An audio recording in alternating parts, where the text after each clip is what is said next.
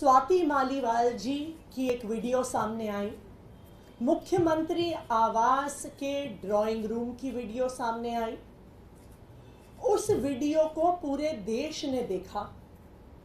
उस वीडियो में स्वाति मालीवाल जी साफ साफ कह रही हैं कि मैंने 112 कॉल कर दिया है और पुलिस आने वाली है।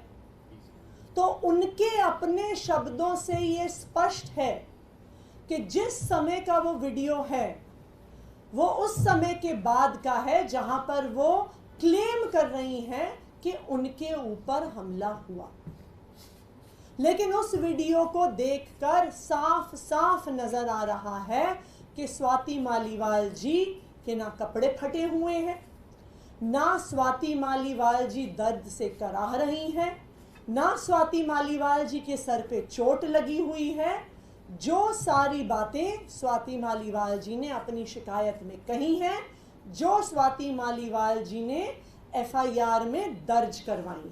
अगर आप सब ने ये एफआईआर देखी है जो स्वाति मालीवाल जी ने फाइल करी है, उसमें वो ये कहती हैं कि मुझ पर इतना हमला हुआ कि मैं चल नहीं पा रही थी, कि मैं बेहोशी की हालत में थी, कि मैं बैठ गई, कि मैं लंगड़ा लंगड़ा के चल रही थी, मैं दर्द से कराह रही थी। ये सब स्वाति मालीवाल जी ने अपनी शिकायत में लिखा। लेकिन सीएम रेजिडेंस का गेट का सीसीटीवी का फुटेज ये साफ साफ दिखाता है कि स्वाति मालीवाल जी आराम से, तेज स्पीड से, बिना किसी परेशानी के चल के हाई स्पीड पर बाहर जा रही हैं। बाहर जाके भी वो पुलिस की एक महिला कर्मी को धक्का देती हैं, पुलिस वालों को हड़का रही हैं, अपनी उंगली दिखा रही हैं। ये दिख रहा है कि उन्हें डांट रही हैं। कहीं पर भी स्वाति मालीवाल जी के कपड़े नहीं फटे हुए, कहीं पर भी उनको सिर पर चोट नहीं लगी हुई है। दूर दूर तक वो लंगड़ा कर नहीं चल रही हैं। जब से ये वीडियो सामने आए हैं, जब से ये षड्यंत्र सामने आया है, कई लोग हमसे पूछ रहे हैं कि आप कह रहे हैं ये भारतीय जनता पार्टी का षड्यंत्र है, तो स्वाति मालीवाल जी का भारतीय जनता पार्टी से क्या लेना देना है? इस केस का भारतीय जनता पार्टी से क्या लेना देना है? तो आज मैं इस पूरे मामले का, स्वाति मालीवाल जी का और भारतीय जनता पार्टी का क्या लेना देना है, इसके तार आपस में कैसे जुड़े हुए हैं, इस तार जुड़ने का क्या प्रमाण है, मैं आपके सामने रख रही हूं। नंबर 1, आप सब जानते हैं कि ये भारतीय जनता पार्टी का फॉर्मूला है, एक स्टैंडर्ड ऑपरेटिंग प्रोसीजर है कि वो विपक्ष के नेताओं पर ईडी के केस करते हैं, सीबीआई के केस करते हैं, पुलिस के केस करते हैं, इकोनॉमिक ऑफेंसेस विंग के केस करते हैं, एंटी करप्शन ब्यूरो के केस करते हैं और उस केस के आधार पर धमकियां देकर, स्क्रू टाइट करके उन नेताओं को या तो ब्लैकमेल करते हैं या भारतीय जनता पार्टी में लेके आते हैं। हमने देखा है कि विपक्ष के ऐसे नेताओं की लाइन है जो भारतीय जनता पार्टी में गए हैं, चाहे वो हेमंत बिस्व शर्मा हो, चाहे वो प्रफुल्ल पटेल हो, चाहे वो अजीत पवार हो, जिनके ऊपर केस हुए, जिनका स्क्रू टाइट किया गया और फिर वो भारतीय जनता पार्टी में गए। उसी तरह से स्वाति मालीवाल जी पर भी भारतीय जनता पार्टी की एंटी करप्शन ब्यूरो ने एक केस किया हुआ था। ये case Delhi commission for women में illegal recruitment of contractual employees के बारे में केस था। ये केस कई सालों से चल रहा है, इसमें एफआईआर हो गई है, इसमें चार्जशीट हो गई है और अब इस केस में सजा का, कन्विक्शन का समय पास आ रहा है।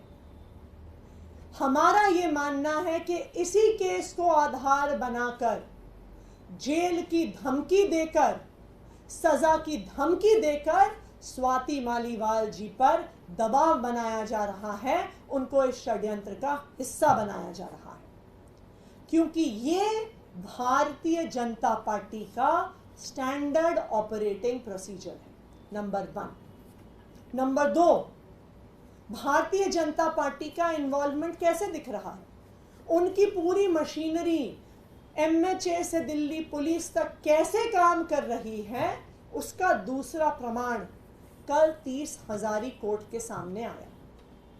कल विभव कुमार जी ने एक एप्लीकेशन फाइल करी और कहा कि मेरे संज्ञान में आया है कि मुझे इस FIR में आरोपी बनाया गया है, जो FIR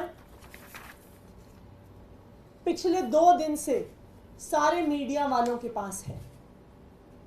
विभव कुमार जी ने 30 हजारी कोर्ट में केस फाइल किया और कहा कि इस FIR की कॉपी आधिकारिक रूप से मुझे उपलब्ध कराई जाए। कल दिन भर कोर्ट मांगता रहा, 30 हजारी के कोर्ट में ये केस चल रहा था, कोर्ट दिन भर दिल्ली पुलिस से मांगता रहा कि भाई FIR की कॉपी दो, FIR की कॉपी दो। कल शाम को थक हार कर जब FIR नहीं आई तो 30 हजारी के कोर्ट ने ऑर्डर किया कि आज सुबह दिल्ली पुलिस FIR की कॉपी लेके 30 हजारी कोर्ट में हाजिर हो।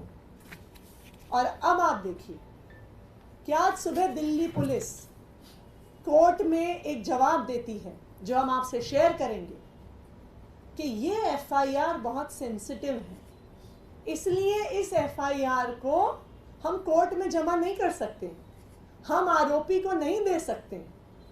तो जो FIR पिछले 2 दिन से हर मीडिया वाले के हाथ में है, हर टीवी चैनल को भेजी गई, हर यूट्यूबर को भेजी गई, हर अखबार को भेजी गई, हर वेबसाइट को भारतीय जनता पार्टी द्वारा भेजी गई, आज भारतीय जनता पार्टी की पुलिस ये कह रही है कि हम कोर्ट को नहीं दे सकते, हम अक्यूज्ड को नहीं दे सकते। ये क्या दिखा रहा है कि ये भारतीय जनता पार्टी की साजिश SHO सिविल लाइन से नहीं चल रही है, ये साजिश कमिश्नर पुलिस से नहीं चल रही है, ये साजिश सीधा MHA से और होम मिनिस्ट्री से चल रही है। इस केस को सीधा भारतीय जनता पार्टी के हाईएस्ट लेवल से मॉनिटर किया जा रहा है, चाहे वो उस केस को मीडिया में चलाना हो और चाहे ये कहना हो कि हम आरोपी को FIR नहीं देंगे। नंबर 3, विभव कुमार जी ने 24 घंटे पहले एक दिल्ली पुलिस में एक काउंटर कंप्लेंट दर्ज करी। अभी तक विभव कुमार जी की कंप्लेंट के आधार पर दिल्ली पुलिस ने FIR दर्ज नहीं करी। ऐसा कैसे हो गया कि स्वाति मालीवाल जी का जब मुद्दा सामने आता है तो पुलिस वाले खुद उनके घर पहुंच जाते हैं, भारी संख्या में पहुंच जाते हैं, 4-4 घंटे तक उनके यहाँ रहते हैं, 1 घंटे के अंदर FIR फाइल कर देते हैं, 2 घंटे के अंदर मीडिया पे चलवा देते हैं। लेकिन जब विभव कुमार जी कंप्लेंट फाइल करते हैं, ट्रेसपासिंग की कंप्लेंट फाइल करते हैं, सिक्योरिटी ब्रीच की कंप्लेंट फाइल करते हैं, सरकारी अफसरों पर किस तरह से उनको काम करने से रोका गया, उनके साथ धक्का मुक्की हुई, उसकी कंप्लेंट फाइल करते हैं, तो दिल्ली पुलिस चुप है। दिल्ली पुलिस उस पर FIR नहीं कर रही है, दिल्ली पुलिस उस पर जवाब तक नहीं दे रही है। क्यों नहीं दे रही है? क्योंकि दिल्ली पुलिस इस केस पे इन्वेस्टिगेशन नहीं कर रही है। दिल्ली पुलिस सिर्फ और सिर्फ भारतीय जनता पार्टी का एक हथियार बनकर चुनाव से पहले अरविंद केजरीवाल जी पर हमला कर रही है। ये है इस पूरे केस की सच्चाई।